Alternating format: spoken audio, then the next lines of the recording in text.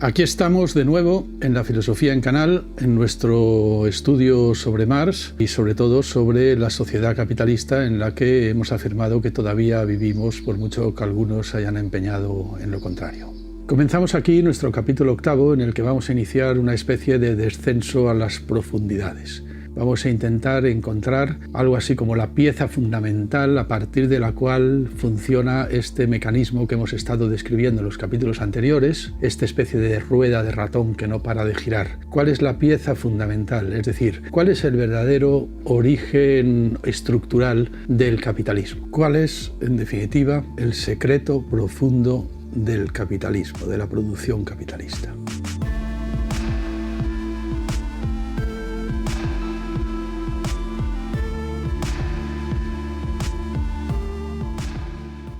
En el libro primero del Capital hay dos capítulos, al final de todo, que parecen dos capítulos históricos y de hecho sí es cierto que se cuentan dos historias ahí fundamentales y sin embargo vamos a intentar explicar que no son tan históricos como parece. Es decir, que sí que se cuenta una historia, pero no por contar una historia, sino precisamente por sacar a la luz el mecanismo fundamental de todo este dispositivo capitalista. Me refiero al capítulo penúltimo del Capital sobre la acumulación originaria y al capítulo último sobre la colonización en el capitalismo. En el capítulo de la acumulación originaria parece que Marx nos hace un relato histórico del surgimiento del capitalismo, basándose fundamentalmente en el ejemplo inglés. Nos cuenta, de alguna manera, la historia de Inglaterra. Y en el último capítulo, pasando de alguna manera del tiempo al espacio, nos hace un viaje geográfico hacia las colonias. Cómo funciona, cómo estaba funcionando, cómo está funcionando en tiempos de Marx el capitalismo en las colonias. Son, en principio, dos relatos que parecen históricos. Y sin embargo no va a ser así, como vamos a ver.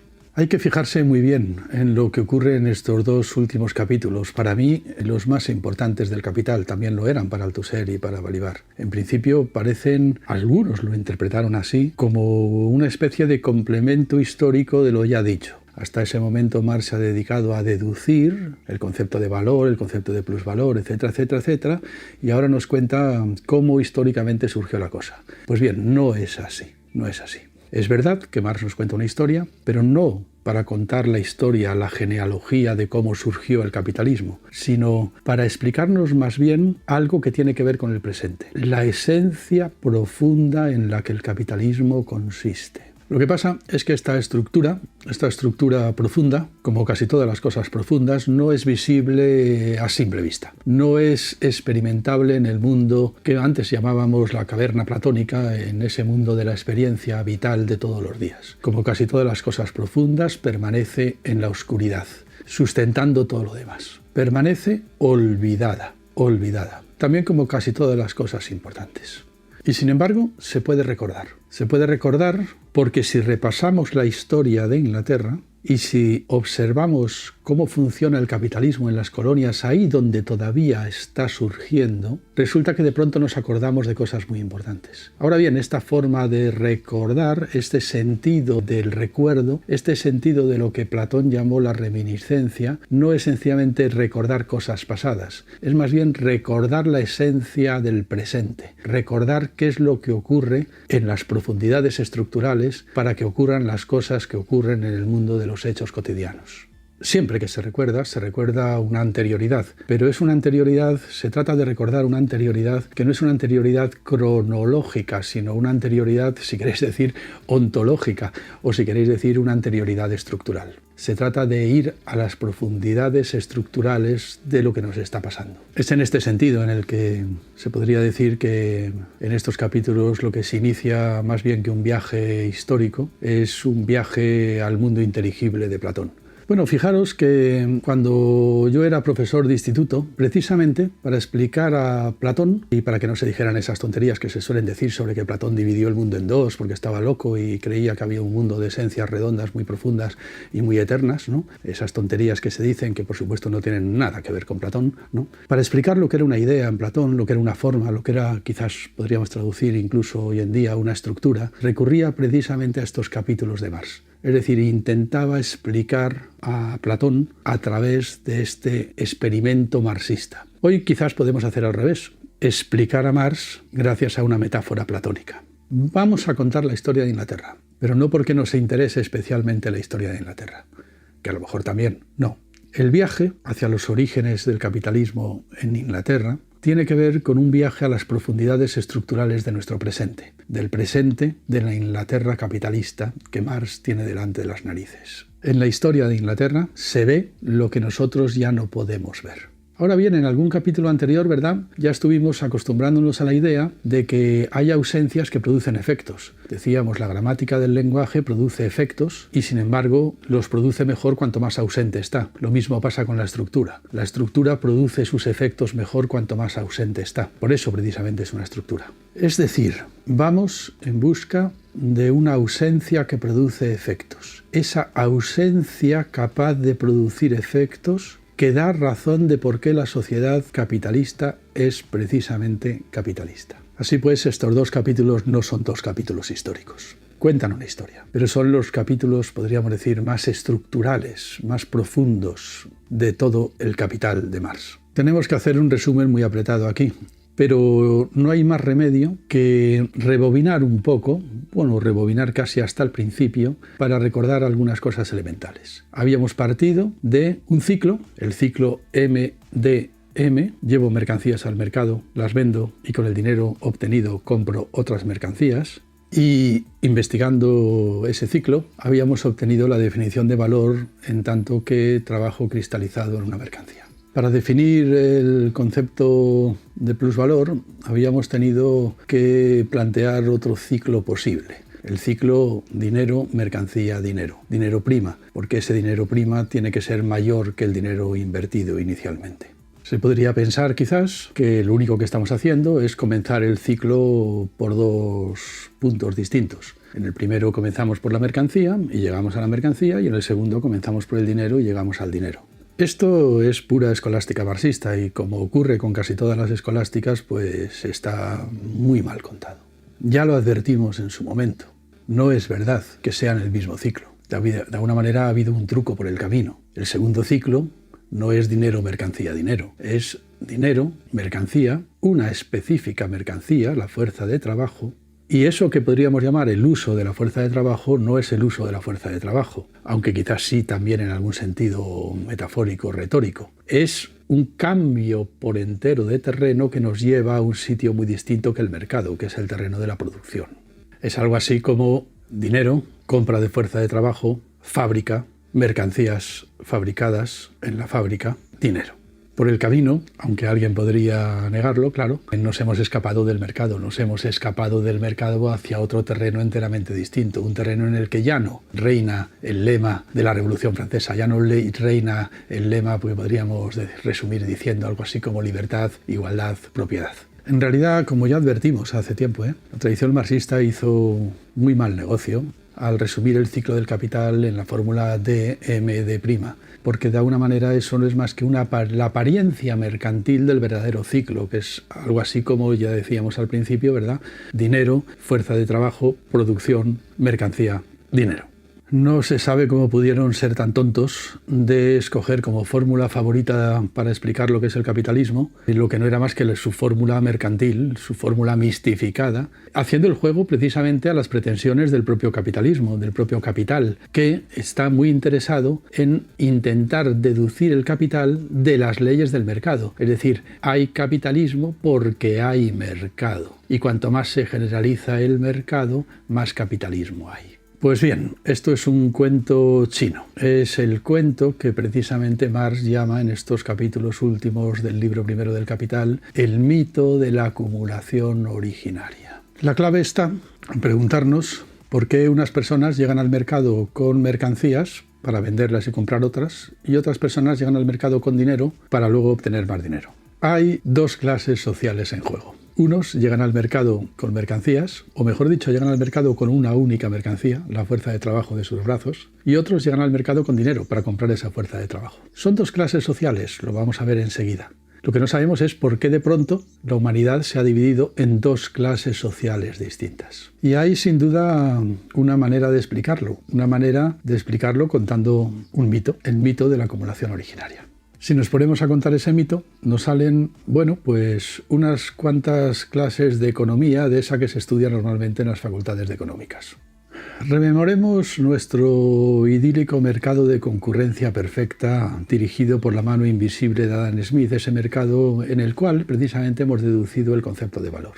En ese mercado, aparentemente, nadie puede enriquecerse con el trabajo ajeno, porque podríamos decir, como hemos visto, que lo impide la mano invisible de Adam Smith. Nadie puede apropiarse de trabajo ajeno sin entregar trabajo propio a cambio.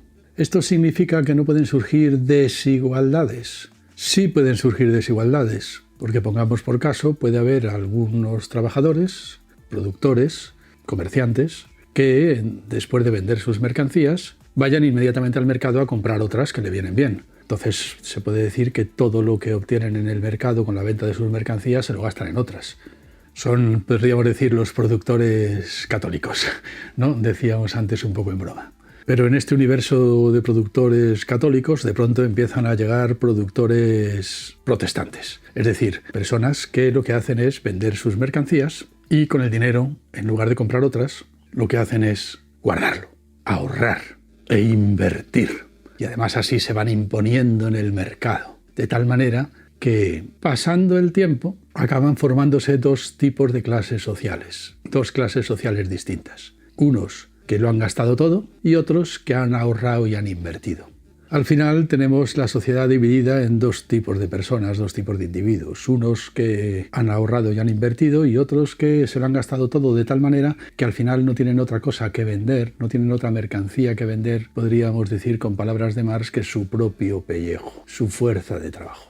Así pues podemos continuar con el mito, contándolo de distintas formas. Algo así como que poco tiempo después de que Adán y Eva mordieran la manzana, la humanidad decidió libre y voluntariamente dividirse en dos tipos de personas. Algo así como Caín y Abel. Unos que ahorraron e invirtieron y consumieron poco, y otros que todo lo que tenían lo consumían inmediatamente. Unos lo consumían todo y otros ofrecían sacrificios a los dioses. Ofrecían sacrificios a esos dioses incipientes que ya empezaban a llamarse los mercados. Así es que tenemos el capitalismo incipiente ya desde los tiempos de Adán y Eva. Siempre ha habido capitalismo y el capitalismo en realidad no es el capitalismo, es sencillamente la economía natural del ser humano. Nada podría venir mejor al discurso de la economía convencional. Esta es la base de cualquier discurso del liberalismo económico. El capitalismo no es más que el resultado necesario e inevitable desde los tiempos de los hombres de Neandertal del intercambio de mercancías. Y así comienzan la mayor parte de las robinsonadas en las que se basa la economía, eso que Marx llamaba las robinsonadas burlándose mucho de ello. Habréis escuchado algunas de ellas alguna vez. Pongamos, por ejemplo, una isla muy primitiva en la que los indígenas viven de la pesca a caña. Ahora bien, llamaremos tipo de interés a los pescados que están dispuestos a no pescar hoy para fabricar una red y pescar más peces mañana. Es decir, algo así como tenemos una isla muy primitiva con unos indígenas en taparrabos, pero ya de alguna manera tenemos ya fondos de inversión. Ya están empezando a surgir bancos. Ya tenemos incluso casi el Fondo Monetario Internacional en ciernes. Desde el mismo momento en que tenemos un montón de gente en taparrabos produciendo, intercambiando, ya tenemos de alguna manera incipientemente, por una parte a los católicos y por otra parte a los protestantes. Los hombres de Neandertal debieron de ser más católicos que los hombres de Cro-Magnon. Por supuesto que el asunto está en que cuando te pones a repasar la historia, pues nada es verdad que ocurriera así. Ocurrió todo de forma completamente distinta. Ahora bien, eso podría ser lo de menos, porque ¿qué más da que a la situación actual hayamos llegado por un camino o por otro? Es como una partida de ajedrez. ¿Qué más da que la situación actual del tablero esté determinada por una historia? ¿Qué más da las jugadas anteriores? Lo importante es la situación actual del tablero, ¿verdad? Un presupuesto estructuralista elemental, como ya hemos visto. Pero sí conviene repasar la historia, porque resulta que cuando repasas la historia, la genealogía de cómo se ha llegado a esta situación, lo que descubres es que la situación no es esa, es otra. Pero sigamos con el cuento, sigamos con el mito, dejémonos arrastrar todavía un momento por él. Aquí nadie se ha enriquecido con el trabajo ajeno, siempre ha entregado trabajo propio. Lo que pasa es que unos, una vez que han obtenido el trabajo ajeno, en lugar de gastárselo en otras mercancías, lo han ahorrado y lo han invertido. Es decir, ¿por qué unos llegan al mercado con dinero en lugar de llegar con mercancías? Llegan al mercado con dinero porque lo han ahorrado. Son los descendientes protestantes de unos trabajadores que cuando vendían las mercancías el dinero se lo guardaban para ahorrarlo e invertirlo. No necesariamente ellos, a lo mejor es que heredaron la capacidad de ahorro de sus abuelos, es decir, heredaron todo lo que habían ahorrado sus abuelos. Es decir, si llegan al mercado con dinero es porque sus abuelos trabajaron mucho, sus tatarabuelos. Volvemos siempre a la misma situación. La humanidad se dividió desde muy tempranamente en dos tipos de personas. Unas que trabajaban mucho y ahorraban, y otras que trabajaban menos y además se gastaban todo lo que ganaban. Los descendientes de los que trabajaban mucho y ahorraban son los actuales capitalistas que no trabajan. Los descendientes de los que trabajaron poco y gastaron y dilapidaron todo lo que ganaban son actualmente los actuales trabajadores.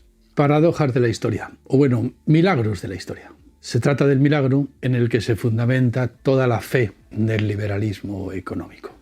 La fe, porque esto es creer en un milagro que no ocurrió y sobre todo que no puede ocurrir y que no ocurrirá. El milagro de que en las grandes fortunas lo que hay es mucho trabajo propio acumulado como ahorro. Bueno, acumulado por ahorro por ti o por tus abuelos. Una vez Luis Alegre y yo sacamos las cuentas de cuánto tendría que haber ahorrado Bill Gates y sus tatarabuelos para obtener la fortuna de la que dispone. Si su fortuna la entendemos como horas de trabajo acumuladas por los ascendientes de Bill Gates, él y sus ascendientes tendrían que haber estado trabajando sin gastar nada, ahorrándolo todo, desde hace 68 millones de años, es decir, desde antes de que existieran los dinosaurios. Seguramente los liberales nos podrían responder que, claro, los ascendientes de Bill Gates y el propio Bill Gates no solamente supieron ahorrar, sino que también supieron invertir y que para eso hace falta tener ingenio y que ese ingenio pues sí que lo premia el mercado. Y no digo que no, vete a saber cuánto tendrá que premiarlo el mercado, pero el asunto está en si las cosas ocurrieron así o no. El asunto está si las cosas ocurren así o no. Pero bueno, ya tenemos el mito. El mito es algo así entonces, como que el capitalismo surgió y el capitalismo funciona, se activa todos los días desde su trasfondo estructural más profundo, porque hay personas que en lugar de gastar, ahorran e invierten y además invierten con inteligencia. Mientras tanto, los herederos de una pandilla de vagos y holgazanes, los que actualmente son la clase trabajadora, lo que hacen es delegar todos los días en esos que supieron ahorrar e invertir, en esos que saben ahorrar y que saben invertir para que la producción siga adelante. Este es el mito liberal por antonomasia y sin embargo, bueno, pues es lo que en estos últimos capítulos de Marx queda planteado precisamente como lo que es un mito. Ahora que tenemos el mito, vamos a concluir aquí este capítulo y vamos a dejar paso en el capítulo siguiente, que ya será el capítulo 9, pues a qué ocurrió en realidad, para ver si así, sobre todo, acabamos descubriendo qué es en realidad lo que ocurre, cuál es la gramática profunda de lo que ocurre todos los días. Ya sabéis que esto es La Filosofía en Canal, nuestro curso sobre Marx y el capitalismo, y os invitamos, como siempre, a suscribiros y aportar vuestros comentarios y sugerencias.